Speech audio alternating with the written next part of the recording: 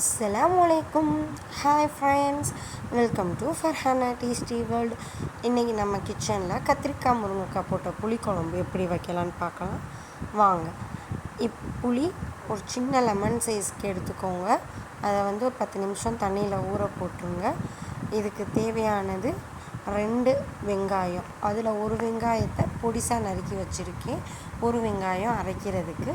அதே மாதிரி 2 தக்காளி, ஒரு தக்காளி வதக்கிறதுக்கு, ஒரு தக்காளி அரைக்கிறதுக்கு, கொஞ்சம் கருவேப்பிலை, ஒரு பச்சை மிளகாய்.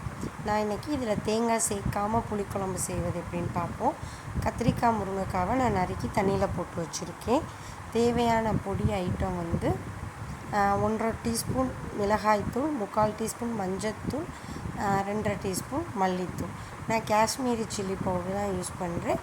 நீங்கள் உங்கள் காரத்துக்கு ஏற்ற கூட்டவோ குறைக்கவோ செஞ்சுக்கோங்க. இப்போ நம்ம அந்த அரைக்கிற வெங்காயம் தக்காளியை மிக்ஸி ஜாரில் சேர்த்து அரைச்சிக்கிடுவோம். இப்போ அடுப்பில் கடாயை வச்சுட்டு 3 டேபிள் ஸ்பூன் ஆயிலை ஊற்றிக்கோங்க.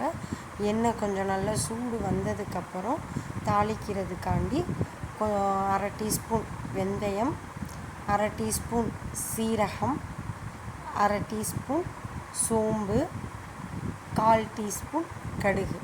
இதை போட்டு தான் நம்ம தாளிக்க போகிறோம். இதான் தாளிக்க தேவையான பொருள். இதுக்கப்புறம் நம்ம எடுத்து வச்சுருந்தோம்ல அந்த பச்சை மிளகாவையும் இதோடைய ஆட் பண்ணிடுறோம். இன்னும் கொஞ்சம் எண்ணெய் சூடாக ஆரம்பித்தோன்னா அந்த கருவேப்பிலையும் போடுறோம். கருவேப்பிலையோட வாசம் அதில் இறங்கினதுக்கப்புறம் நம்ம நறுக்கி வச்சுருந்த வெங்காயத்தை அதில் ஆட் பண்ணுறோம். வெங்காயம் நல்லா வதங்கட்டும். அதுக்கு தேவையான அளவு உப்பு போடுறோம். உப்பு போடுறதுனால வெங்காயம் சீக்கிரம் வதங்கிடும். உப்பை போட்டு வெங்காயத்தை நல்லா வதங்க விட்டுட்டு அந்த எடுத்து வச்சுருந்த தக்காளியையும் அதோடு சேர்த்து நல்லா வதங்க விடுறோம். அது வதங்கினதுக்கப்புறம் நம்ம எடுத்து வச்சுருந்தோம்ல அந்த மசாலா ஐட்டத்தை இதோடு சேர்க்கணும். எவ்வளோக்கு எவ்வளோ வெங்காயம் தக்காளி வதங்குதோ அவ்வளோக்கு அவ்வளோ அதோட பச்சை வாசனைலாம் வெளியில் போயிடும். இப்போ நம்ம அந்த பொடியையும் ஆட் பண்ணி ஒரு தடவை நல்லா வதக்க விடுறோம்.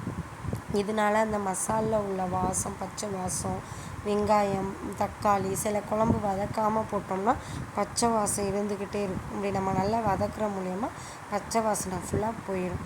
இப்போ நம்ம நறுக்கி வச்சுருந்த கத்திரிக்காய் முருங்கைக்காவை இதோடய ஆட் பண்ணி ஒரு பெரட்டுறோம். அந்த கத்திரிக்காய் முருங்கைக்காலையும் அந்த மசால் பாடுற அளவுக்கு நல்லா பெரட்டி விட்டுக்கிறோம். இதில் கருவாடு விருப்பம் உள்ளவங்க ஃபஸ்ட்டே எண்ணெயில் கருவாடை போட்டுருங்க. அது இன்னும் டேஸ்ட்டு கூட கிடைக்கும். இதை இப்போ நல்லா வதங்க விட்டுட்டு நம்ம அந்த வெங்காயம் தக்காளி அரைச்சி வச்சுருந்தோம்ல அந்த பேஸ்ட்டையும் இதோடு சேர்த்து நல்ல ஒரு கிளறிடுறோம். நம்ம இதில் தேங்காவே ஊற்ற போகிறதில்ல, அதனால இதுவே நல்ல ஒரு திக்னஸான கன்சிஸ்டன்சி கிடைக்கும். இப்போ நம்ம எடுத்து வச்சுருந்த புளியை நல்லா கரைச்சி அதோடு மிக்ஸ் பண்ணணும். இப்போ இந்த புளி தண்ணியை இதோடய மிக்ஸ் பண்ணிவிட்டு நல்லா எல்லாம் ஒன்று சேர்கிற அளவுக்கு ஒரு கிளறிக்கிறணும். தேங்காய்க்கும் இதுக்கும் என்ன வித்தியாசம்னா, தேங்காய் ஊற்றுற குழம்பு வேறு டேஸ்ட்டாக இருக்கும், இந்த புளி குழம்பு வேறு டேஸ்ட்டாக இருக்கும்.